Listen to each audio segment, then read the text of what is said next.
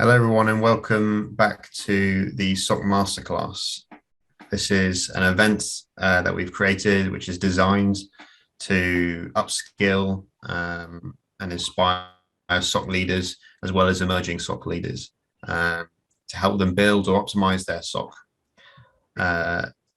Today, we are focusing on the topic of empowering your SOC to drive the security spend. And our presenter today is Bruce Roson, VP and Global Head of Security Strategy at Cyberproof. This is a very anticipated subject, which I know is going to be very interesting for listeners, for SOC leaders, to learn how they can help drive that security expenditure and reverse that traditional process of having implementations in the SOC and taking the alerts and monitoring those as use cases and switching that to be more risk focused. So with that, I'll leave and hand over to you, Bruce. Over to you. All right, thank you. And first I want to start with, I hope nobody thought this was a financial presentation. It's really more about process and methodology. And I want to talk about why the SOC needs to be driving security spend and security architecture. And I want to challenge the SOC maturity model a little bit and see if we can turn that on its head. The next is a section on how we empower the SOC, and we'll go through some real world examples. At the end of this, there will be a quiz, so please log into the link that you've got for that. So I'll start with a little bit about the problem. We know that there's still something not right in the way we manage security at most companies, as evidenced by some of the statistics that we can see here, that 25% of SIM rules are broken or non-functional, and that 85% of organizations say they get a flood of alerts, and they're still struggling to keep up with the barrage of security alerts. And we don't believe this is going to be resolved until we get an alignment around security spend. And we'll talk about the definition of that in a few minutes, but really it's about having the business goals set our risk coverage, managing that risk coverage effectively and efficiently, driving the measurement of that through KPIs, and linking those KPIs directly back to the business goals. Now, why is this problem so difficult? Well, to start with, there's a tremendous amount of market inertia. In other words, buy more toys, buy more products, and you'll fix the problem. And I suggest slow down and rethink the issue. Understand what your destination and goals are of the various systems and equipment that you're trying to purchase. There's also a lack of a holistic approach. So all of those pieces that we just talked about, the business risk, business drivers, gaining efficiency and effectiveness, and mapping that to KPIs is not really integrated well. So we need a holistic approach and methodology. But the problem is really complex. So we need to break it down into manageable functions and use the right tools to manage each one of those. And last but not least, security isn't well aligned to business risk. I can't tell you over the past 20 years in this industry how many times I've gone into meetings with the security or security operations team and asked, well, who here is part of the risk management team? And they're not present in the room. So the chief risk officer is rarely engaged in making infrastructure decisions and in security management.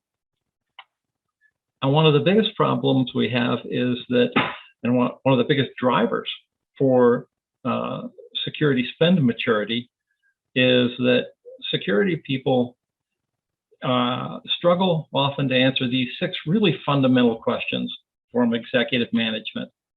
Like, how exactly did all the security spend actually reduce our business risk?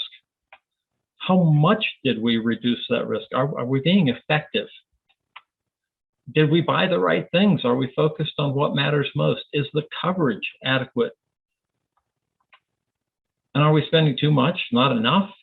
That question keeps coming up because we're not sure if we're being efficient.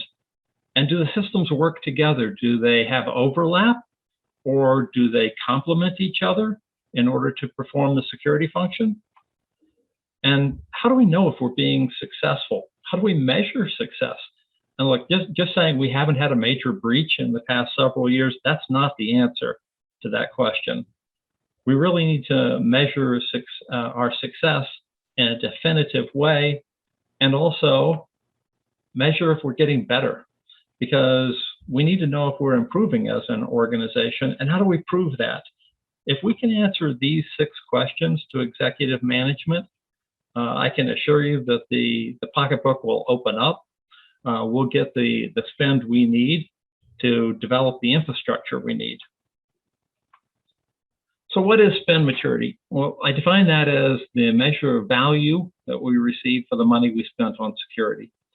And a good spend maturity program can give us some provable measurements of the following things, like how well is the security program aligned to the business goals of risk management? And remember, risk reduction equals business enablement. If I can reduce cyber risk, then I can allow the business to take business operations risks that will enable the business to become more profitable. How comprehensive is my coverage of the top cyber risks? And I want to be really clear here. That's not the same thing as framework coverage. And we'll talk about this in more detail later, but the bottom line is a lot of organizations look at ISO 27001 or NIST 853 or MITRE framework, and they map their coverage against that framework, but not against their risks. And that's kind of backwards. How effective and complementary are the tools in achieving the objectives? And better tools alignment will create a better visibility and faster decision-making capability. And it can also save a tremendous amount of money. We'll again go through an example of that and show you how that works. But in the end, if I've got 5 tools that are essentially giving me the same coverage and 3 of them are completely redundant, if I can eliminate those tools and the associated maintenance costs of them, I can probably redirect my spend to something that covers an actual gap that we've got in visibility. How efficient are they at achieving the objective?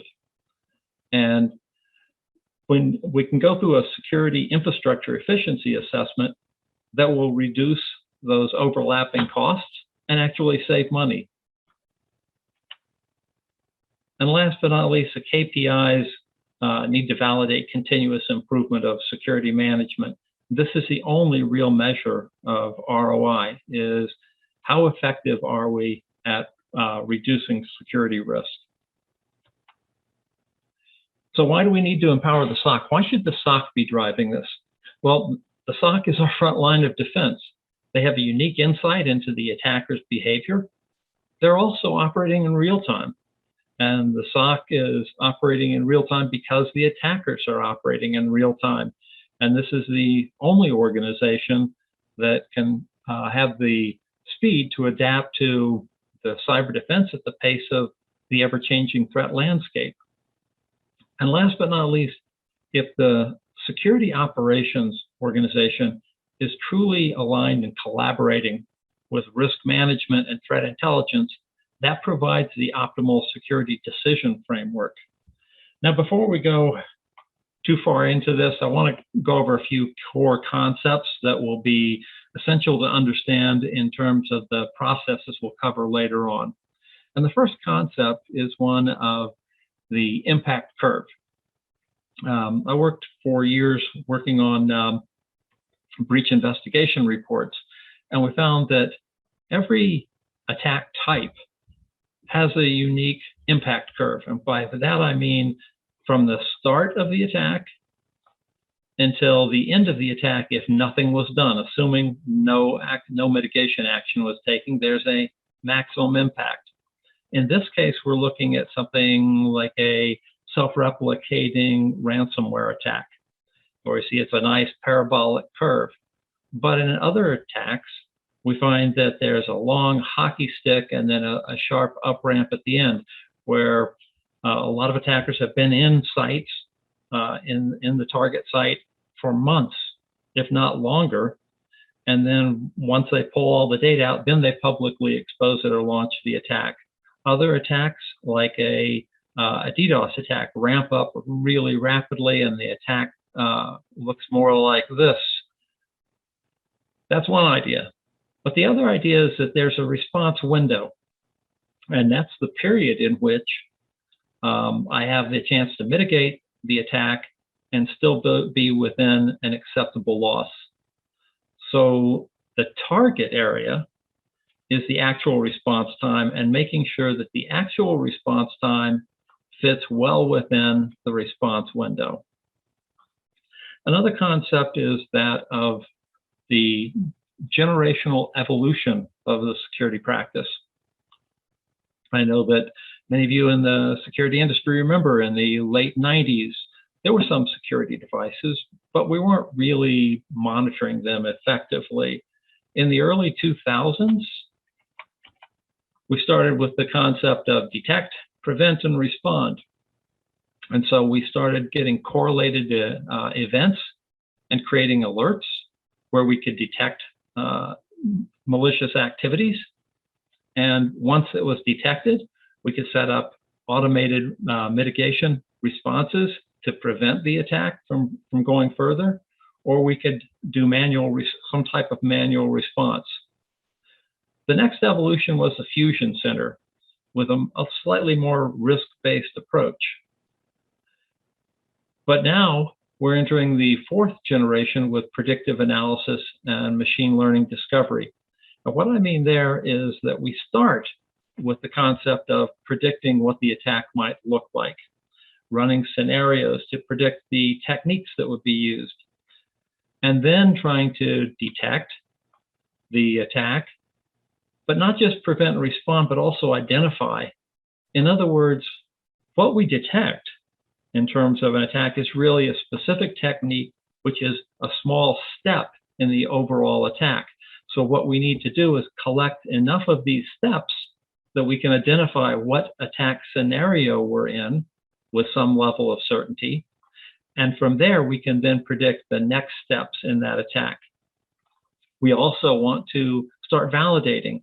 If this attack was happening, and if these next steps were occurring, look at how we can validate our ability to detect, prevent, and respond.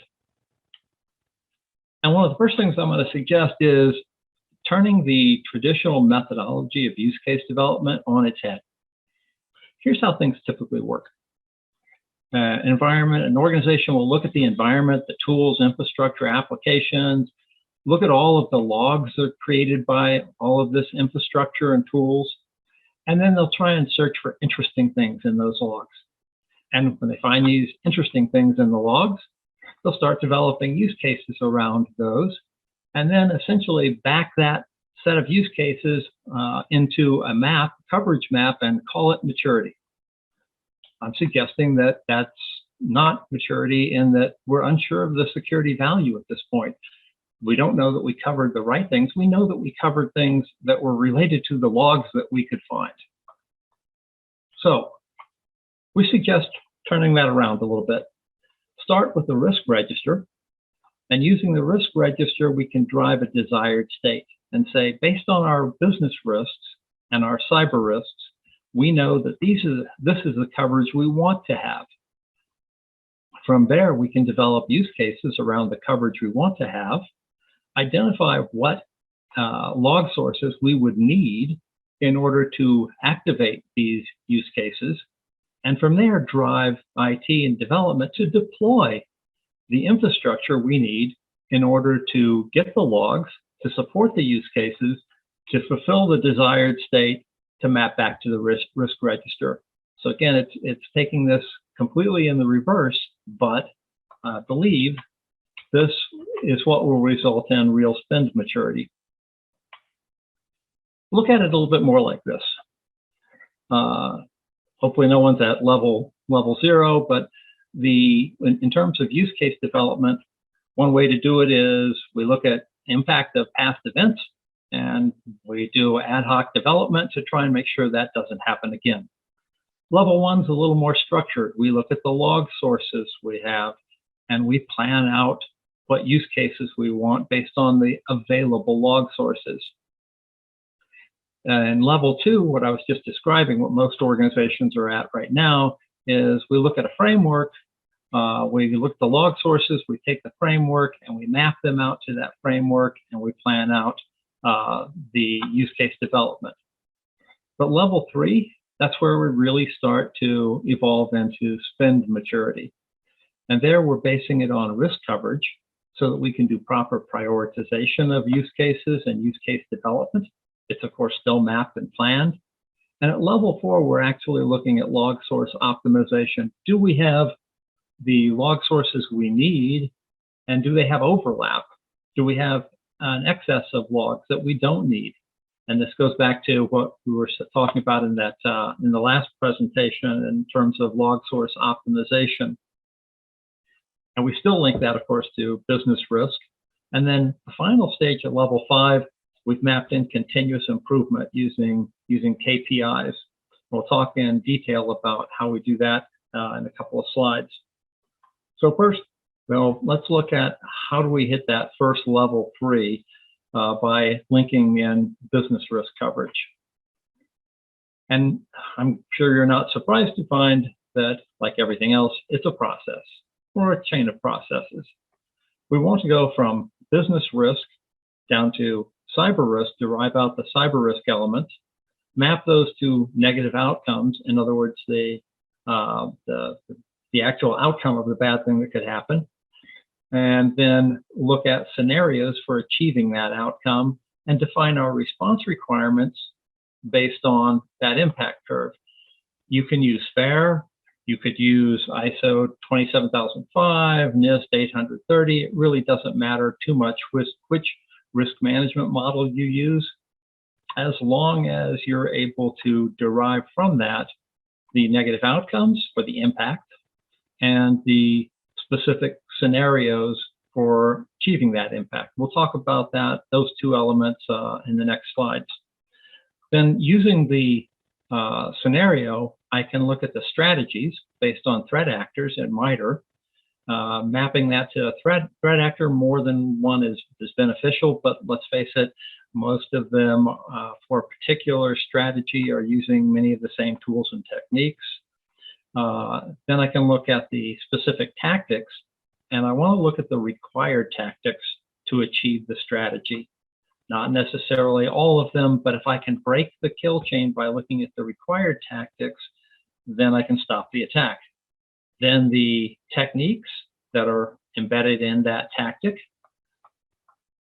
Then I can use we'll talk about the use case factory. But I can use a use case factory approach to quickly build and deploy use cases with detection or prevention or response that disrupt those techniques that are needed to fulfill the tactic, and then link that back to the specific techniques, operationalize it with playbooks and responses that are mapped to the requirements that I identified earlier, and link that directly to the actions, specific actions, step by step in the SOC, which means that at this point, I can take any action performed in the SOC and directly map it back to a business risk.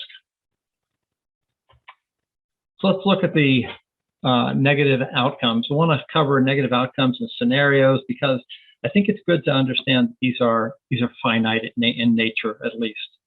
That's the highest level abstraction of risk. And this is a map of some of those potential outcomes.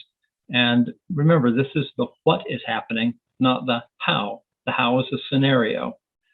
And at the end of the day, I believe you can map any bad thing that could happen to an organization from a cyber perspective into one of these 16 salmon-colored boxes.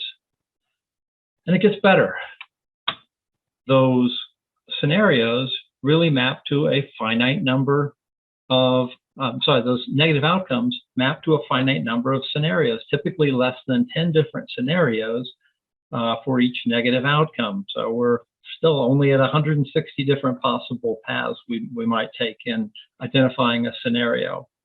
Then we have to map those scenarios to tactics and specific techniques, and the numbers go up exponentially. I said it was finite. I didn't say it was simple.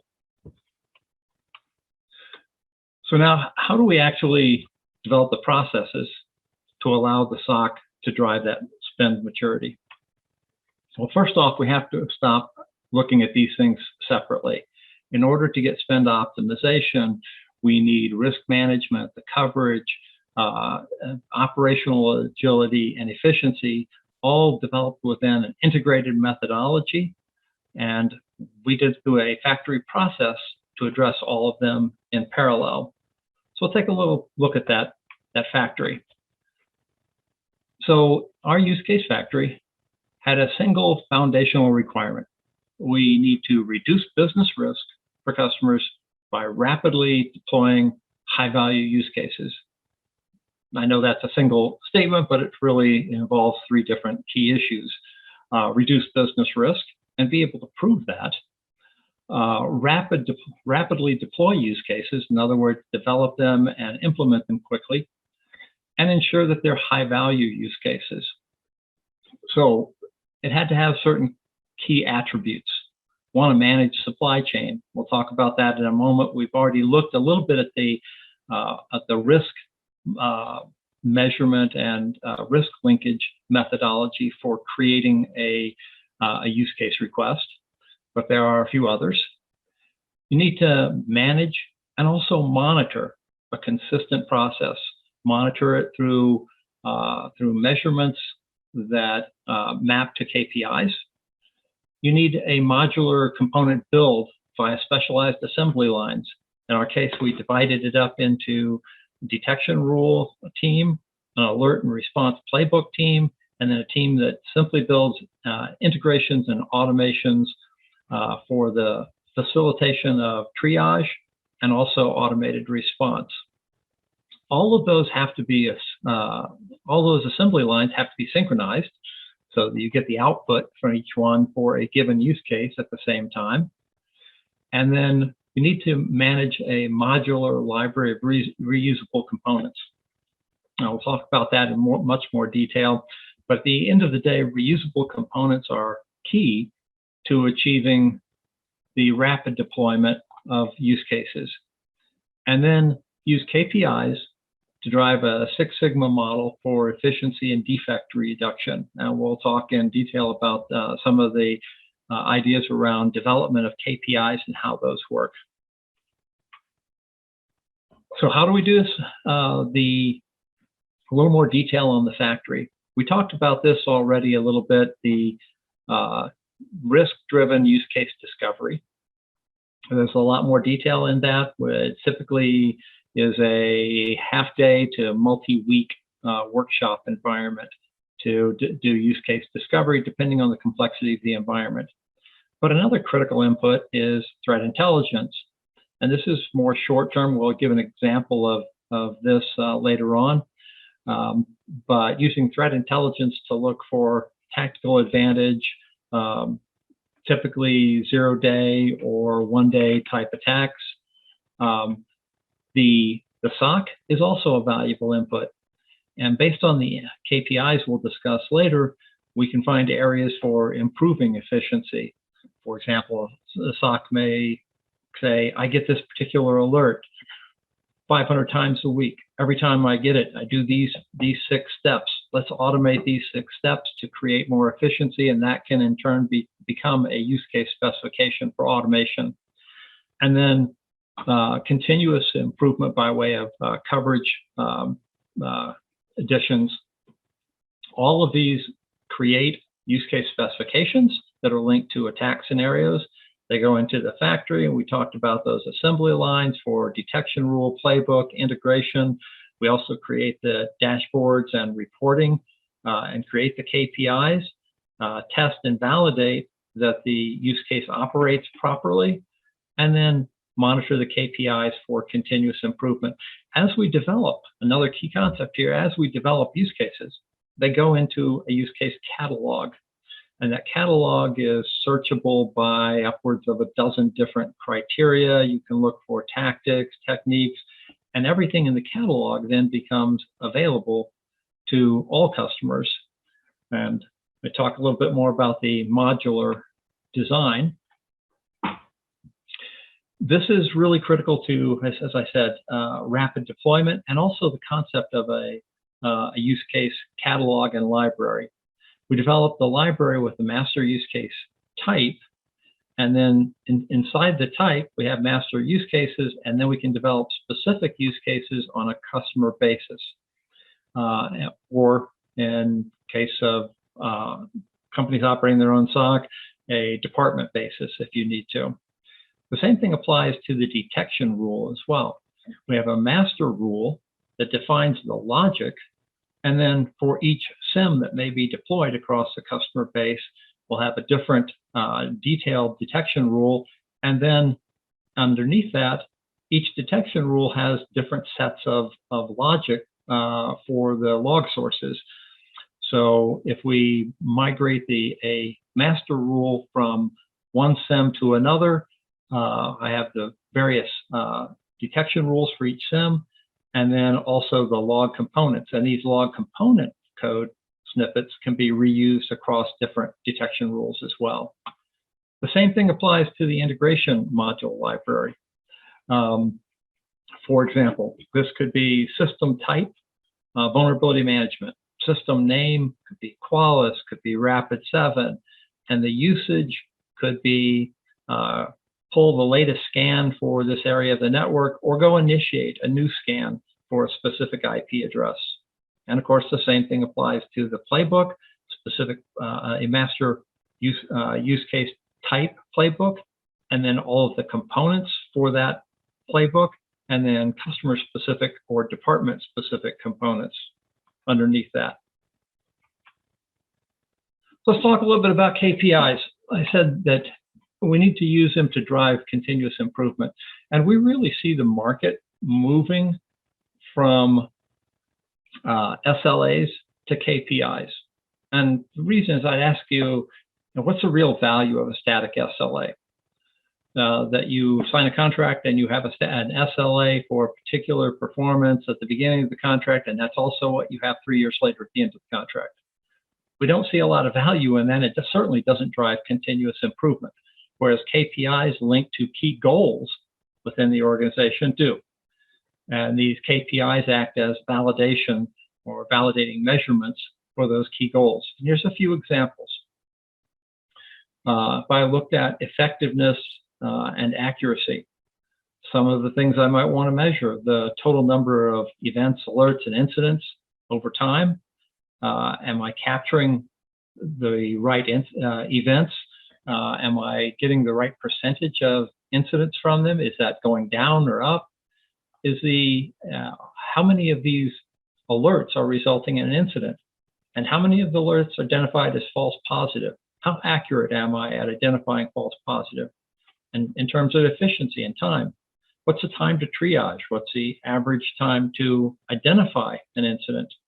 What's the average time to respond to an incident and close that incident? In terms of continuous improvement, I might want to know, what's my reduction in false positives over time? And what percent of those incidents are closed by level 1 versus escalation up to level 2? What's the time to close over time? In other words, am I getting more efficient at closing incidents? And how many of these am I closing automatically? And this is really the only way to measure and answer those original questions about, am I getting better at this? Am I being effective? Am I being efficient? And last but not least, am I measuring risk? If I look at the incidents, if I can take those incidents and map them back to a risk exposure, in other words, the negative impact that was in play with that particular incident as part of that scenario, and how much would I have lost if that negative impact would have been brought to fruition and I hadn't stopped this?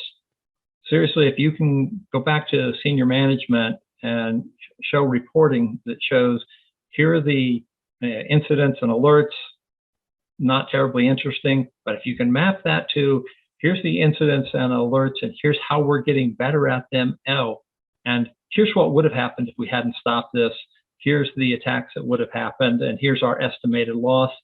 That drives a lot more attention, and it also gives leverage to start dictating the budget for security infrastructure. So let's look at how we derive these. I just want to use one example here, but I'm using for those of you familiar with GQIM, it's the goal, question, indicator, metric model. I added another dimension, a fifth dimension on metric value, but it's pretty straightforward. Just remember though, when you're developing KPIs, if it doesn't result in a decision, it isn't really a KPI. Every measurement you're taking should drive some type of decision. Otherwise, you're measuring things for the sake of measuring. So let's look at how this works in this example. Take a primary goal, provide effective incident handling. As a secondary goal within that, I want to correctly identify false positives and true incidents. So what questions would I need to ask in order to figure out if I'm doing that well or not? Did the triage phase correctly identify all the false positives? And where are we catching them? In L1, L2? Are we catching them through automation? Are they an alert? Or have they already been escalated up to an incident before I catch them? With those questions in mind, I can build an indicator, metric, and decision and outcome table. So the baseline of all alerts identified as false positive, I can use that as a driver for a metric to look at the percent of alerts identified as false positive across all customers, map that back to individual customers to see if I've got outliers. Is there a particular reason or root cause for variance? The number of alerts escalated to level 2 for investigation that were later found to be false positives. So what percent of that was identified as false positive by level 2? That may mean I need better training, I need better triage, I need more data in level 1 so that they can get that information faster and make that decision faster. So you can see how this works. Build a table of the indicators, metrics, and decisions and outcomes, and then all the KPIs drive outcomes. But last, I want to also make sure we understand the value. What's the metric value? These support assurance of accurate incident handling during the triage phase. I'm going to look at how we do that in our portal. How would some of these KPIs work for you? We look at mean time to acknowledge. Mean time to acknowledge means how fast did someone start working on it. That could be enablement, and it enables you to evaluate your staffing capacity. Is this an anomaly that we got a high level of alerts at one period of time? Or is this a trend that we're seeing the mean time to acknowledge go up, meaning that I may need to add staff? It may also mean that I need to start automating part of the triage and automating the acknowledgement of the alert. Mean time to respond. I maybe need to look at my response workflows, how I prioritize, and whether or not I need automation. And the number of false positives. We may update, fine-tune the SIM or EDR detection rules. Some other examples, the average time to close an incident. That tells me about the efficiency of the incident resolution and potentially the efficiency of the triage. The average time for level 1 to escalate to level 2, that possibly means that level 1 doesn't have enough context and they're having to do protracted triage before they have enough information to do the escalation. Average time for level 2 to respond to level 1. And again, that may be a matter of staffing or response workflows and automations. But you can see how I can use the KPIs to drive behavior, but I can also use those KPIs as a loop back into requests for automation or requests for integration to enhance that use case kit to create additional information and enrichment for the level 1 analyst. So I have a few minutes left before you do the quiz. So look at some real life examples of how we use these frameworks. And here's an example of a forward-looking risk analysis process. Customer was very concerned about Maze ransomware. Others in their sector had been hit by that. So what we did was we looked at mapping out the deployed rules they had, the rules that they had deployed that actually covered techniques that were used in Maze ransomware, and then all of the blind spots. Now we want to focus in this midsection before impact, primarily because some of the ones over here are human driven, and there's, as you know, no patch for stupid. But we wanted to look at the things that were automated in nature that we could detect and block. So we focused on the gaps in this area, and we're able to set up detection rules and prevention mechanisms for those techniques that would block the tactics essential in finalizing that attack. Another example was Print Nightmare. This came from our threat intelligence, our proof threat intelligence team. They identified the vulnerability and shared the IOCs. The level 2 analysts immediately implemented those IOCs in terms of detection into the EDR and SIM and contained the customer threats, also handed it back to the threat hunting team to look for other endpoints and network signs for further penetration, gave all of that evidence over to the use case engineering team. They created permanent use case kits that included the detection rules as well as the response playbooks and the measurements and dashboards for KPI reporting, trained the L1 on the response and recommended actions for future mitigation. And we use this process here to, within 24 hours, go from first identification of a potential use case or vulnerability to implementing it within a single customer and developing it into a use case to be deployed at all customers.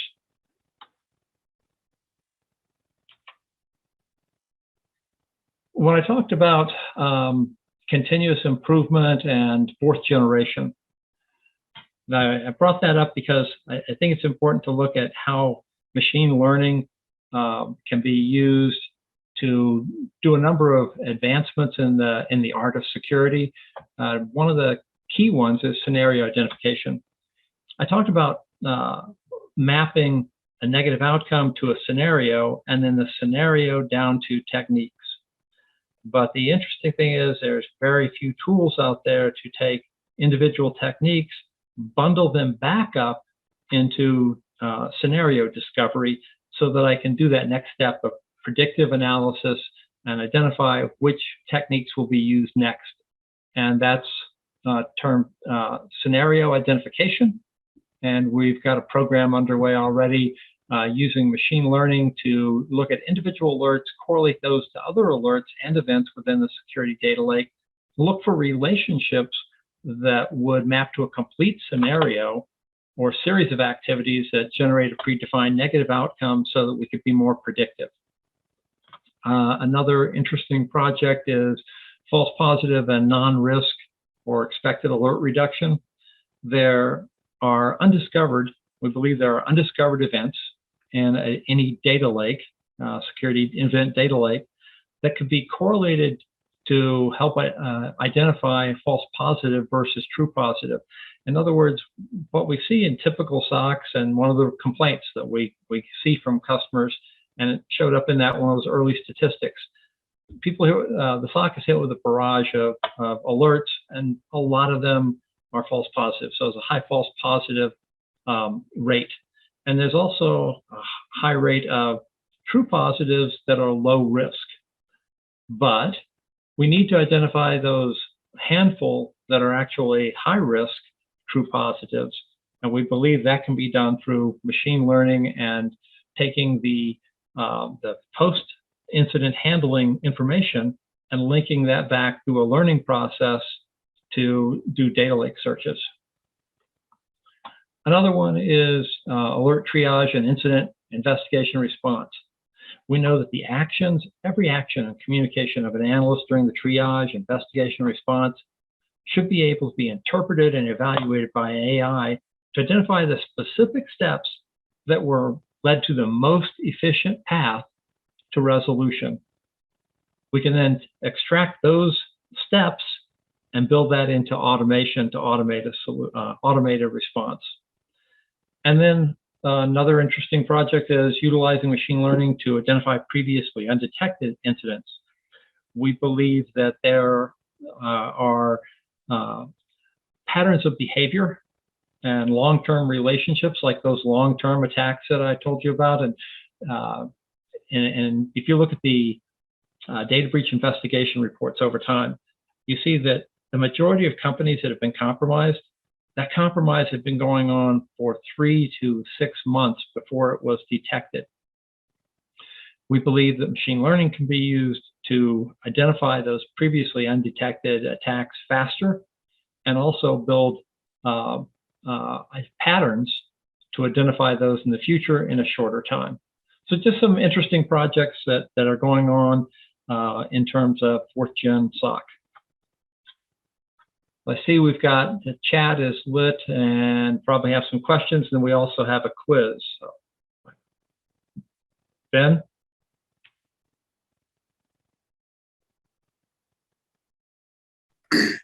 Thanks, Bruce. Very insightful. I think, there's a lot that can be taken from this. Of course, there are probably also questions around that we've got in the past when presenting this concept to customers around, how exactly do I link that, link the aspect of risk directly to security operation actions. So, one question from me, Bruce, for you to answer, I guess, for the benefit of all viewers is, where should they start? Is it, for example, take 2 different scenarios.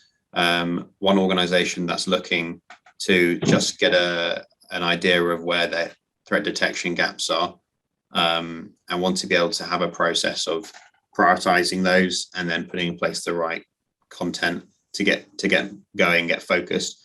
The second scenario being an organization that already has a SIM, has a lot of use cases or out of the box use cases, but they're generating a lot of false positive alerts because there's just too many log sources that aren't necessarily relevant. How do they then aim to consolidate that down and have a process of continuously improving that content? Well, it's a 2-pronged approach. The first part is we're looking at what's in place now, what's in place currently, and building an as-is model of coverage. And the second stage is the second fork of that is building a desired state map. And once we have a desired state map and a as-is coverage, then I can do a gap analysis and look at where I want to focus my attention. But that prioritization needs to be based on the risk register and the extracts of the cyber risks based on risk priority. And just to, I guess, challenge that a little bit as well. So say, and by the way, just before I move into this next, we do have another question after this, but just want to remind everyone as well, please do log into the Kahoots. I'll post the link and the pin again into the chat. Please do sign yourself up into the waiting room, and we'll get going on that shortly. So Bruce, back to this, assume that a company doesn't have their risk register to where it should be, for example. What would you recommend to an organization that at that stage? Would you say it doesn't have? First off, the risk register doesn't have to be an official, very formal document. It's really pretty simple. You can ask your CEO or your CFO, what are the biggest threats to this organization? Well, what could happen that will put us out of business? That's the first one. The next one down is what would happen that would significantly reduce our profits, and keep going down from there. But it's not that hard a process. I've worked with customers that didn't have an official risk register, and just start asking the questions. Well, what would be really damaging to the company? And brainstorming across that, and then write it down. And then from that, I can derive from those outcomes that we want to prevent. We can start looking at, well, how would that happen? I'll give you a great example. I was working with a financial institution, and their biggest concern wasn't that someone would break in and steal their customer lists, because their environment was really very well locked down.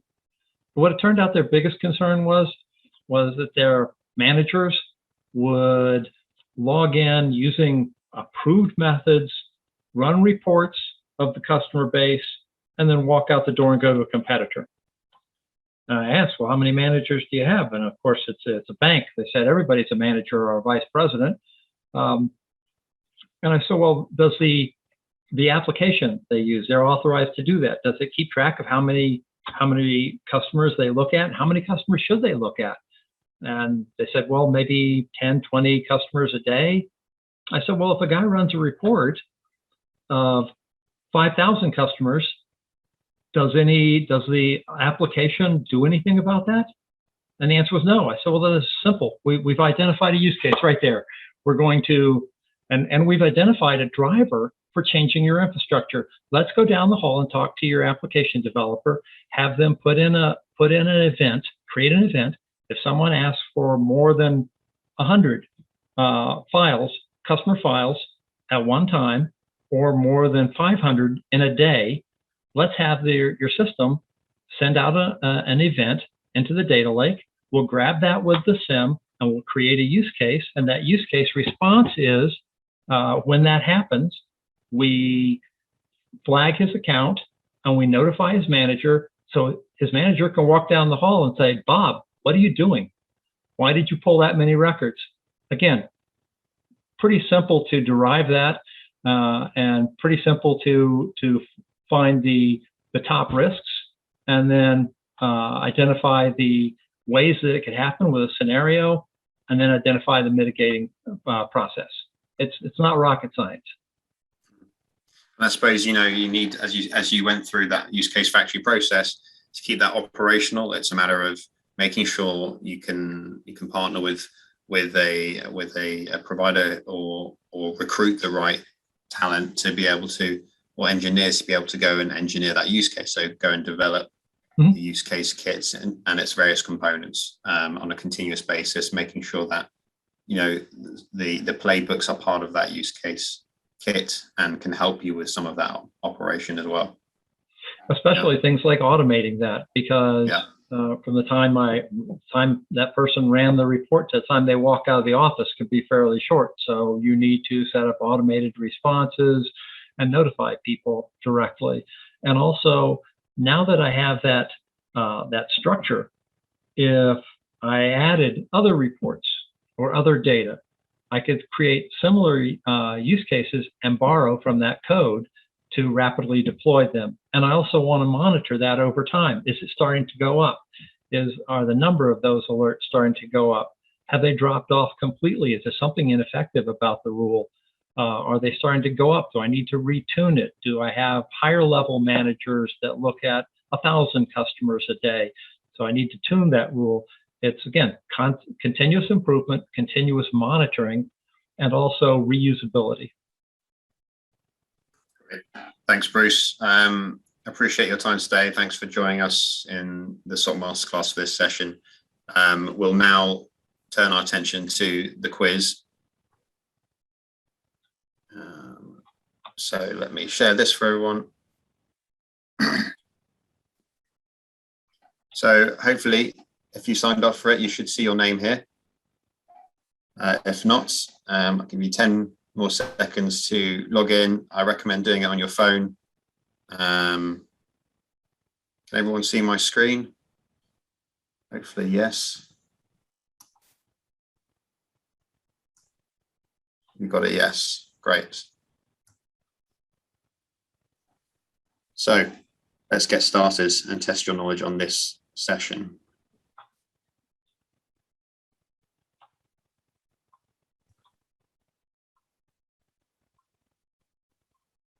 It keeps growing.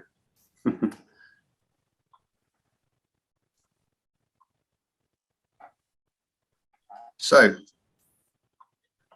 first question. Research shows that on average, 85% of SIM use cases are configured correctly. 25% of SIM rules are broken. Around 50% of security teams have fully functional SIM use cases, or the majority of out-of-the-box rules are relevant for businesses. Which is correct? Select one option. 3 seconds. Get your answers in. And the answer is 25% of SIM rules are broken. Did you catch that stat? 13 people did. Well done. Let's see what the initial leaderboard looks like. We've got Eric B. I think I know who that is. Well done, Eric. 900 points for one question. Blimey. That's a lot of points for one question, isn't it? Let's get on to the next question. Security spend maturity is defined as what? You've got 30 seconds. This is one answer. Choose one. We're climbing the number of answers, getting up to 8 now. Security spend maturity is what? The measure of value received from the money spent on security? Is it the measure of budget available for security? Is it the level of a company's security savings, or the ability to spend your allocated budget?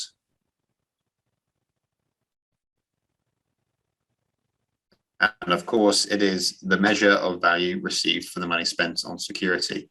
So 3 people chose the measure of budget available for security, and 3 chose the level of a company's security savings. Now, when we talk about security spend maturity, we're talking about the measure of value, and having a proper risk-driven use case process is one way of doing that. We've still got Eric at the top. Looks like Aswar and Manny69 have climbed. Third question, a true or false? A use case factory process is a risk-based approach that continuously optimizes detection and response content. Struggle to say that without losing a breath. Is that true or false? Did you catch Bruce saying that? Did Bruce say that? Maybe that's the real question. But is this true or not? What do you think? Does this align with what Bruce presented today? 23 answers. True. Oh, who was that one person?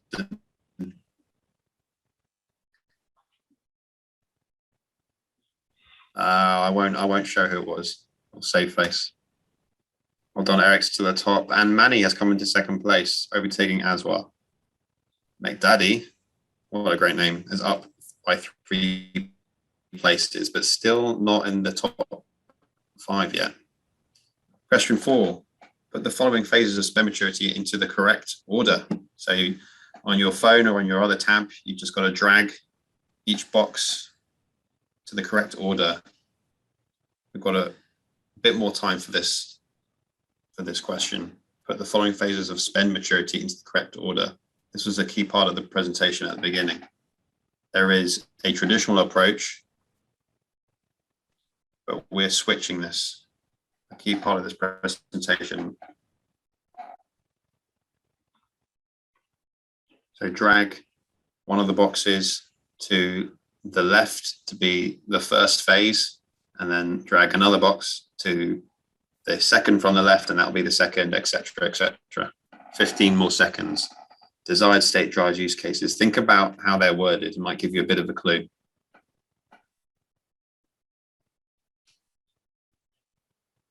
Three seconds. 19 answers. Can we get 20? We got 20 answers. And look at that. 75%. The correct order is risk register drives desired state. We talked a bit about the risk register.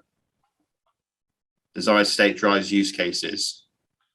Then we move on to the use cases, which drive event requirements. Once you've got those event requirements, then that drives your infrastructure deployment. Whereas the traditional approach, which we want to reverse, is switched, where the infrastructure is deployed first, and then that drives the events, and then security teams look to build the use cases. So we're switching that. 23%. It's not a lot. But how does that affect the leaderboards? Eric's still at the top. Man69 is dropping, and Liz has taken a surprise second. Well done.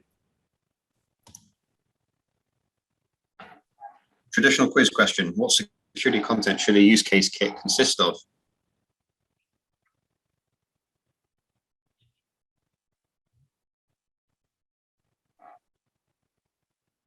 Integrations and detection rules, just detection rules? Or integrations as well?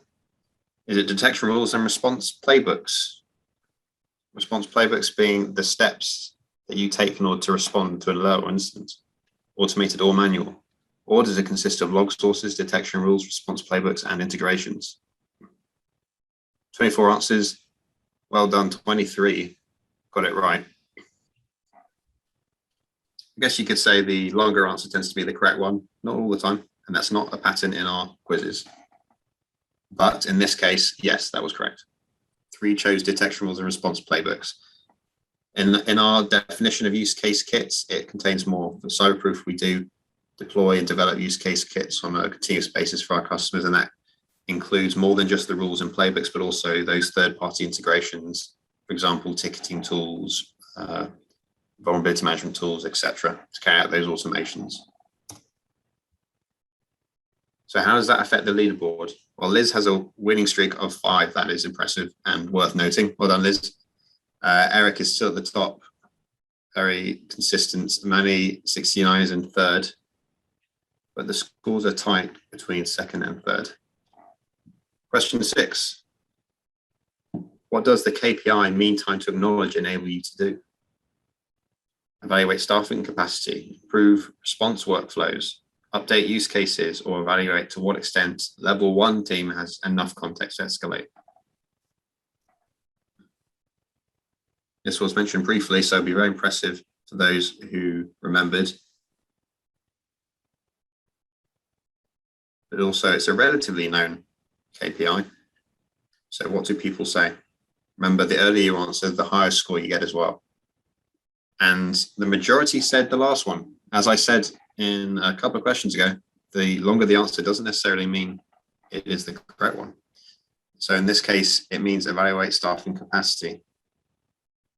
This was mentioned in the presentation as well when we talked about reporting.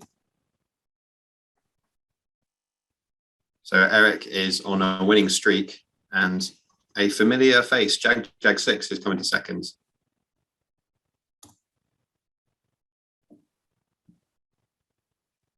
Seven out of 10.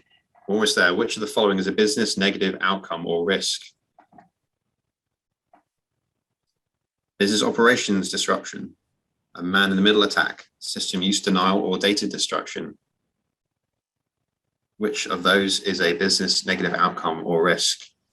If you recall, we went through, as part of the first process, identifying those negative outcomes, which then map down to specific cyber risks and attack scenarios. So which one is a business risk? And business operations disruption is correct. Majority of us got that.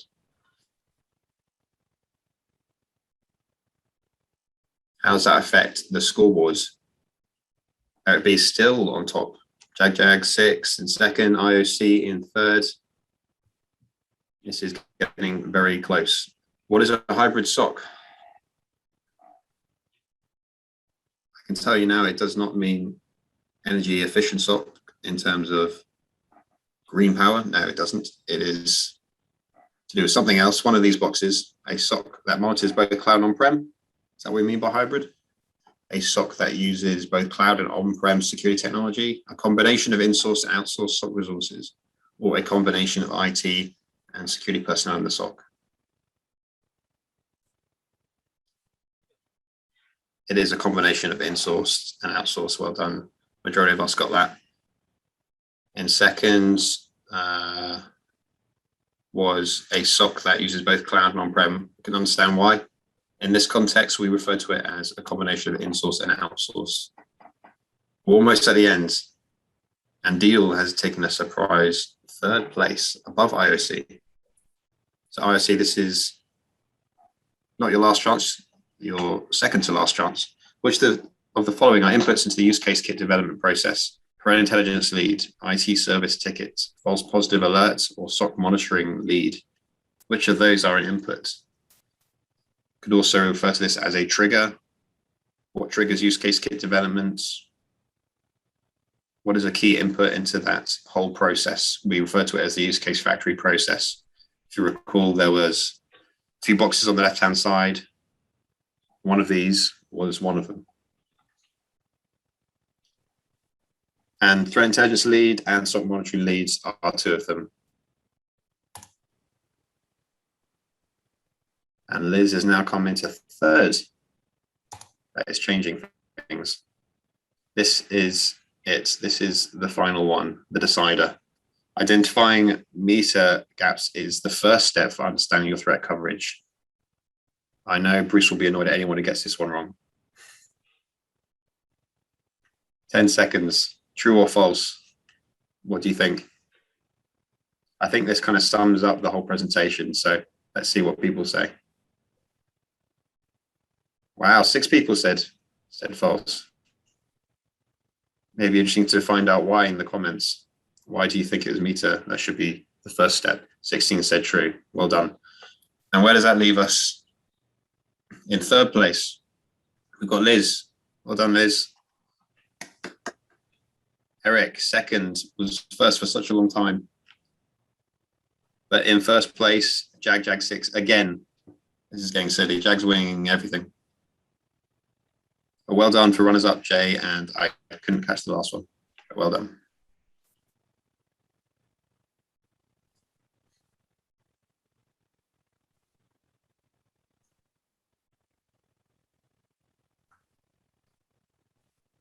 Okay. Thank you, everyone, for that. Good fun. We will now take a short break. We went a little bit over. Apologies for that. But we sometimes get carried away with these quizzes. So we will take a short break. Next session will start at 11:30. So go away, get your coffees and teas, and come back for the next session, which will be on understanding and managing OT security risk. Okay, thank you, everyone. See you soon.